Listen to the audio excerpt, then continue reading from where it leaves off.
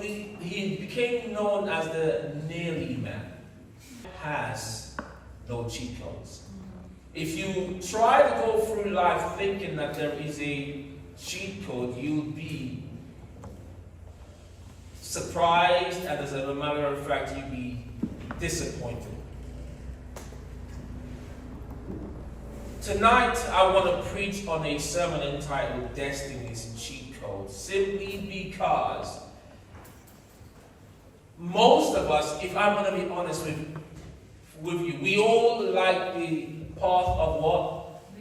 Least resistance. We all like things to happen to us easy. In our text, I read the first half of Joseph's life, where he's in his father's house, he's loved by he's now a prime minister. But I left out the in-betweens for this specific reason, because sometimes you can look at people's lives and you think they have it easy. But you have no idea the route they took to get to where they are right now. Destiny's cheat code. That's the first and the reality of Destiny's cheat code. Like I said, the story we just read is about a young 17-year-old kid who went from his father's house to the palace, and he became a very important, unique man in the Bible. There are many of us today who think that life has a cheat code. We think life, the way when you live for Jesus, when you put your faith and your trust in Jesus, God has a destiny. How many know God has a destiny for us? How many people look forward to the destiny that God has for them? Amen. We all look for it. I'm looking forward to the destiny that God has for me. And sometimes I sit and I wonder, wow, I wonder what it would look like. We read the Bible and God has a plan for your life. Oh, yes! We get excited by it. And when we think about God's plan for our lives, many of us have what I call the issue of general acceptance. Just because God has a plan for your life, we all expect everyone to be happy with God's plan for our lives. And Joseph came to his brothers. He's saying to them, look at what God's plan for my life is. Genesis 37, verse 5. One night Joseph had a dream, and when he told his brothers about it, they hated him more than ever. Joseph, in his mind, this is what God's plan for my life is. Everyone should be happy with it. There are many people who think that God's plan for their life should be accepted by everyone.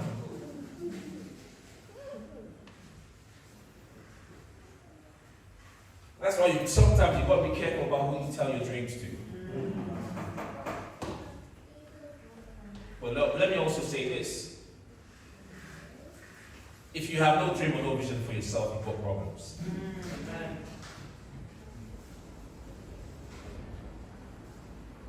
But number two, it's not the issue of general acceptance, it's the issue of the immediate.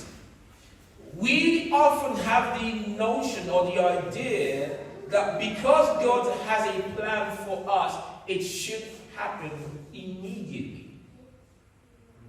We live in the microwave generation, where everything is what? Instant coffee. Right? Yeah, instant coffee, microwave meal. Imagine that, a full meal in 3 minutes. No wonder farm foods closed down, right?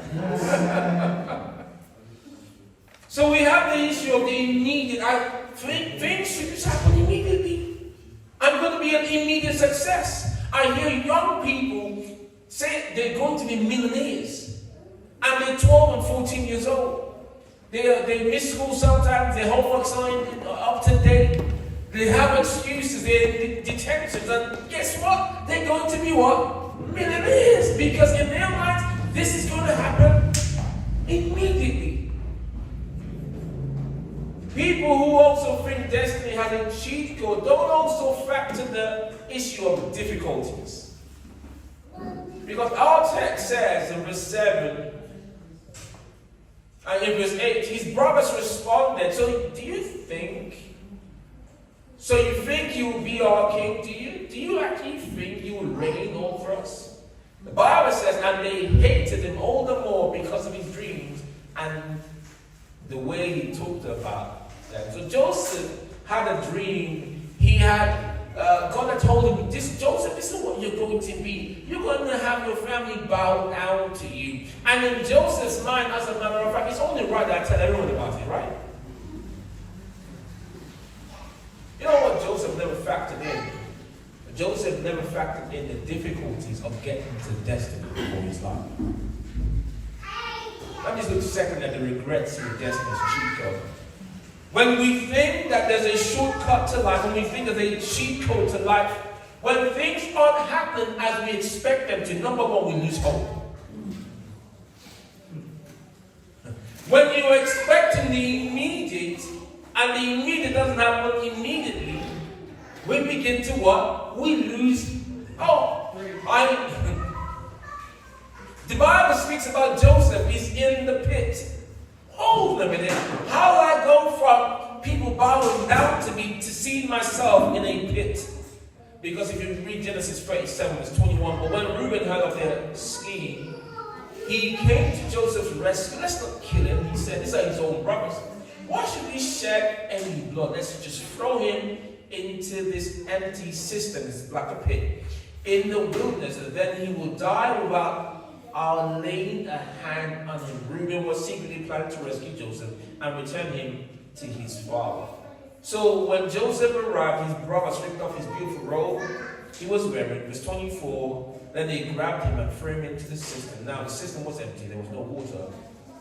And Joseph was in a very dark place, and there was no way out. Can I be honest with you that life will have dark moments for you? He's trying to get to the destiny. Who has the destiny for him? God. But where is he finding himself? In the system. It's dark. It's empty. There's nothing around him. He's trying to, I can almost imagine trying to climb out, but he can't get out. You know, sometimes it's almost like you're trying to get out of one place, but you find yourself back in the same spot.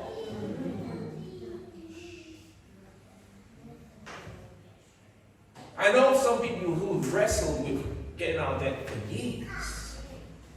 They've lived almost their entire adulthood in overdraft.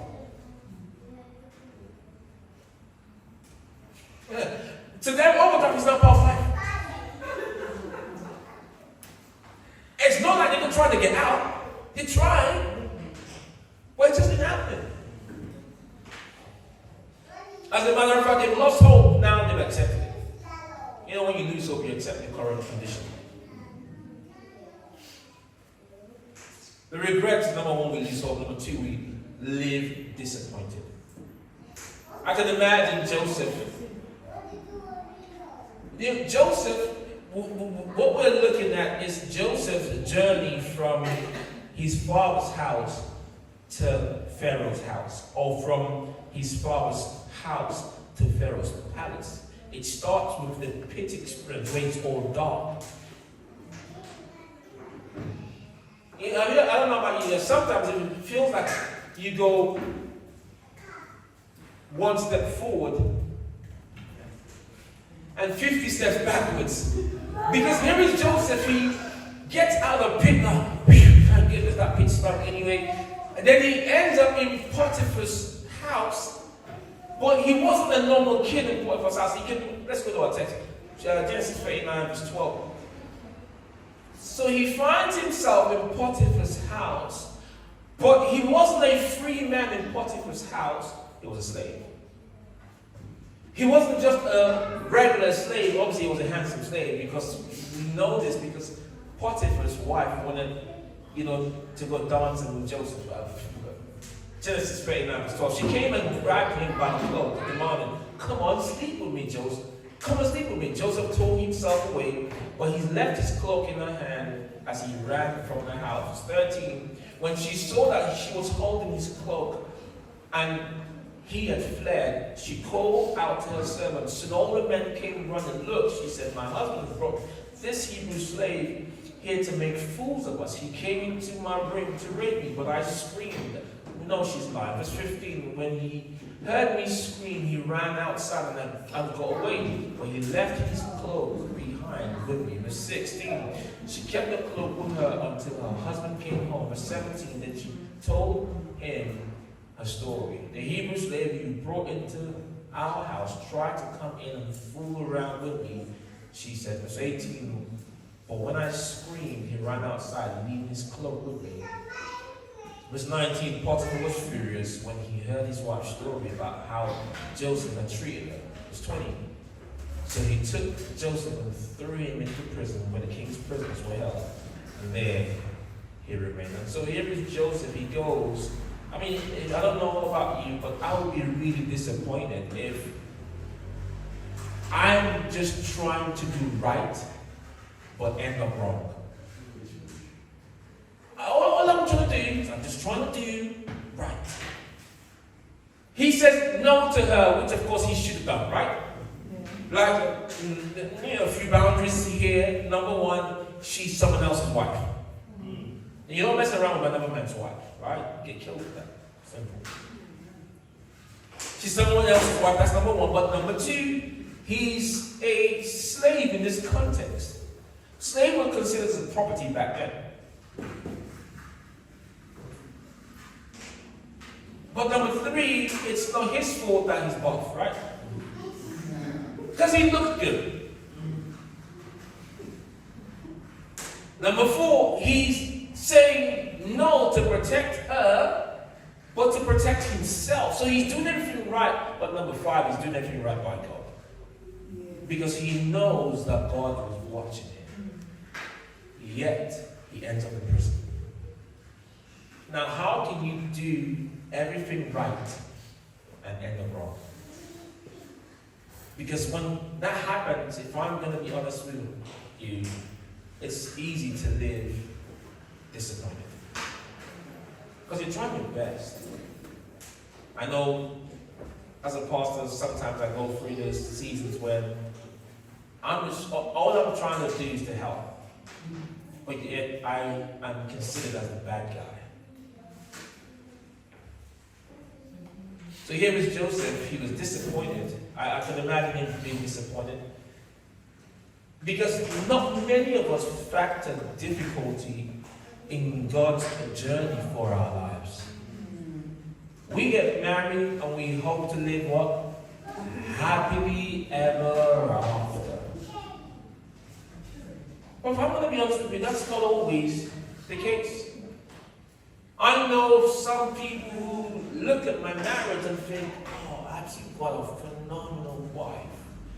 Great kids. Oh, look, God's blessing your life. And I can say yes, but I can tell you seasons where we were hyper vigilant that they were going to take our kids from us. Yeah, you didn't know that, did you? Where if my sons were late, myself and my wife were anxious and went into panic mode.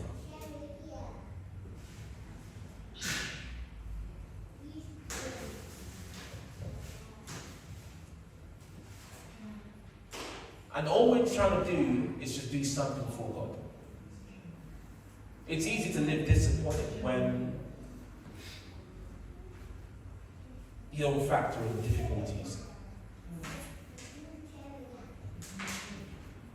When God is taking us from A to B. But number three, when things aren't immediate and aren't according to plan, it's number three, we can live in quit land.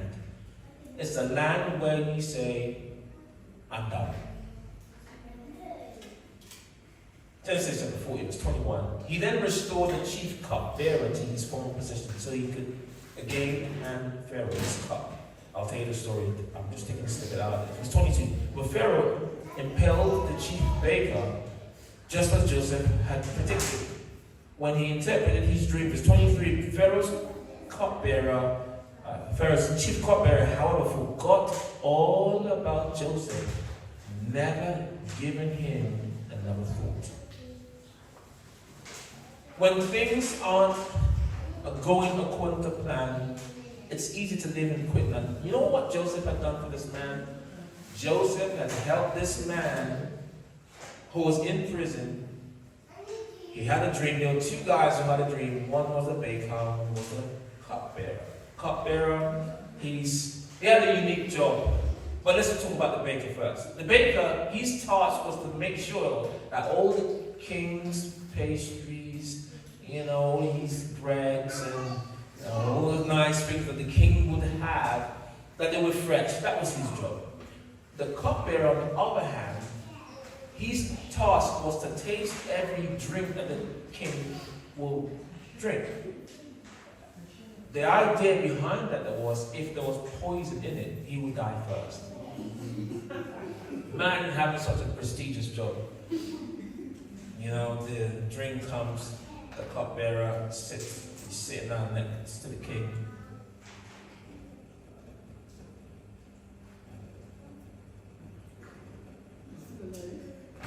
The king's looking at him, waiting for an adverse reaction. The lips haven't been swollen yet. It's not like that, right? King says, "Say it." He says, "Say it." Pass it on to the king. The king drinks. So just imagine it's a prestige. Back then, it was a big deal. That it almost felt like you were sacrificing yourself for the greater good. This man has a dream in prison, and he tells Joseph the dream. This man's role was extremely important because he had the king's ear. That means anything he told to the king was at first hand. He's in prison with Joseph. Joseph tells him the meaning of his dream. He gets back to his prominent position, but then he forgets about Joseph. One of the most painful things in life is when you help someone get from A to B and they forget you. Painful. As a pastor, that's where I live. And over the years, I've poured my heart out to people, and it's painful. It's probably one of the most painful aside from childbirth, right? It's one of the most painful experiences ever. If I could compare it, obviously I know I can't, because I don't know what the women go through, so I apologize women in advance. But if I could compare it, that's what it feels like. When you help, you pour your life out, you give your all to people, and then they forget you. They forget you not because they tell you they forget you, but they forget you by the decisions that they make. They don't forget what someone has done for you or to you. It's not because they say we forget you. It's just the decisions that they make show they forgot you. And here is Joseph. And it's so easy to decide to quit when you feel forgotten or unheard.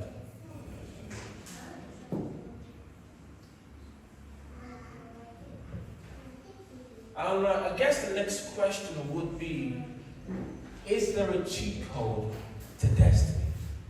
Is there a cheat code to get from where we are now to where God has us or would like us to be? Is there one?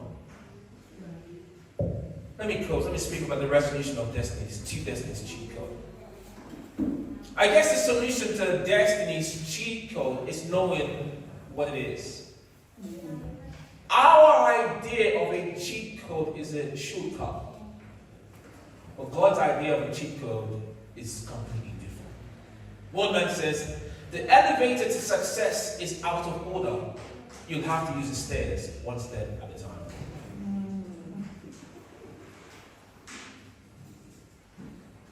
If you think that you're going to get from where you are now to where God wants you to get to with an elevator, it's broken. In a nutshell, what I'm saying is God has a process that we must all go through. In the case of Joseph, he had to go in the pit. And no one likes to be in the pit. Joseph had to be sold as a slave. Nobody likes to be bound. Joseph had to be betrayed. No one likes to be betrayed.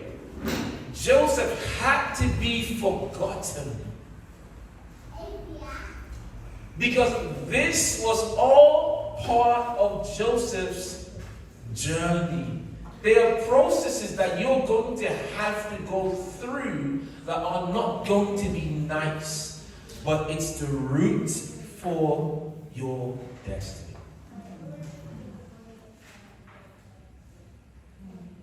And I know you've come to church tonight to hear the happy juice. But I want you to know that God has a route that we're all going to have to take. But there is a cheat code. There are no shortcuts. But God's cheat code is different. Number one, what's God's cheat code? Number one is the destination before the beginning. That means God has a destination already for us. In our text, he shows Joseph that you're going to be great. You're going to be a man who people are going to bow down to. Romans chapter 8 verse 28. And we know that all things works.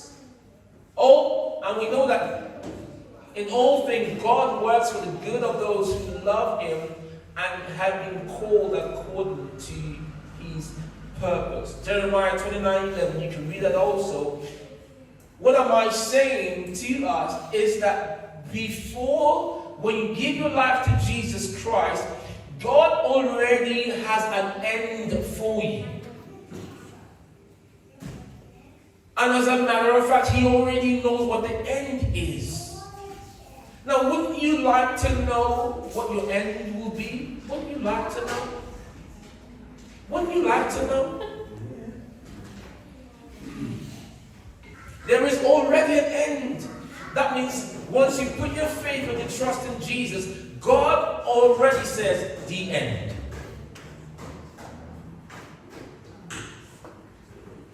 But number two, there's divine presence in difficulties. Number one is there's a destination before the beginning. That means before you start, God already has an end in mind. But number two, there is a divine presence in difficulties. What am I saying? I am saying that in difficult moments and difficult seasons, you have God with you in it. Not everyone has that. That's why I call it a cheat code. You might not see it as a cheat code, but I see it as a cheat code simply because not everyone has the advantage of God being with them in the pit. Because while Joseph was in the pit, God was there with him. While he was a slave, God was there with him. While he was sold, God was there with him. While he was in the prison, God was there with him. Proverbs 3 verse 5 and 6. Trust in the Lord with all your heart, and lean not on your own understanding. In all your ways submit to him, and he will make your paths straight. Isaiah 41 verse 10. So do not fear, for I am with you. Do not be dismayed, for I am your God. I will strengthen you and help you. I will uphold you with my righteous right hand. The Bible says, I will strengthen you. Why do you need strength? You only need strength when what? When you're weak or what you're trying to lift is heavier than you. And God says, my presence will be with you. Now, I suppose my favorite one is Psalms 32 verse 8. Because en route to our destination, there's God's guaranteed love for us. I will instruct you and teach you in the way you should go. I will counsel you with my loving eye on you. That as we go through the journey of destiny, one thing we're guaranteed is God's love. You know, when someone loves you, they'll do what? Okay, some people say a lot, some people say kind of interesting how we all see it. They'll do anything for you.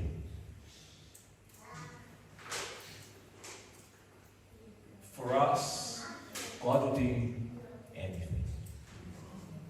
And that's why he went to the cross. Because he is showing us, I will do anything. I'm willing to sacrifice myself for you. In a nutshell, what am I saying? As we walk this walk,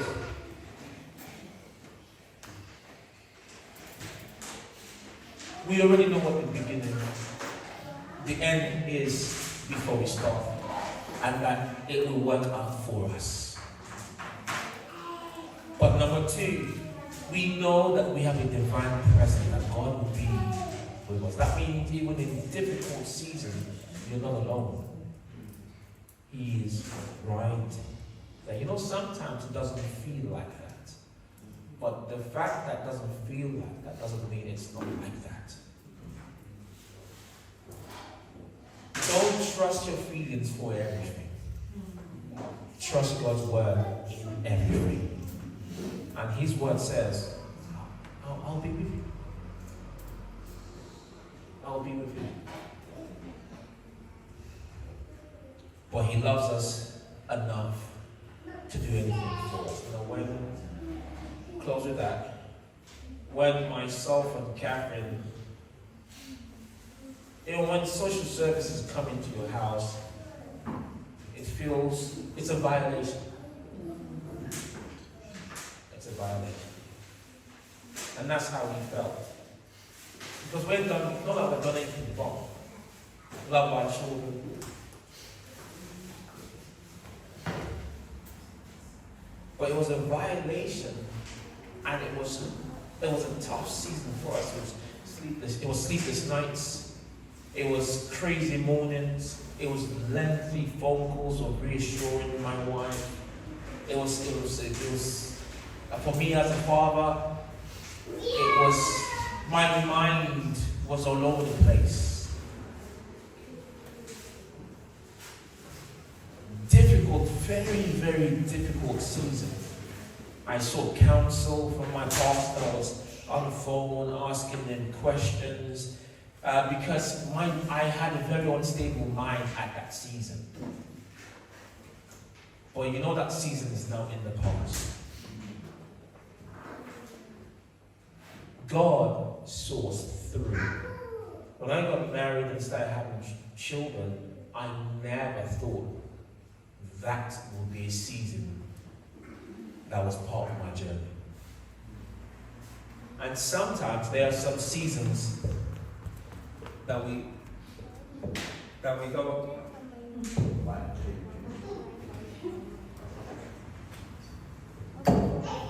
three for the price of one there, okay.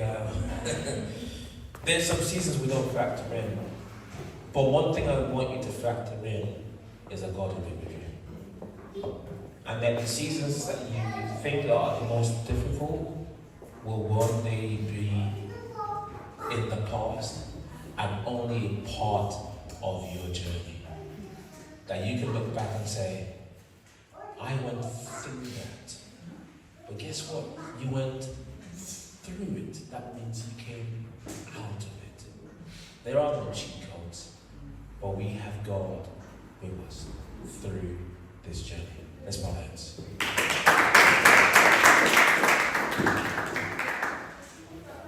God has a process. You know the beautiful thing about the destination before the beginning is that God writes each process.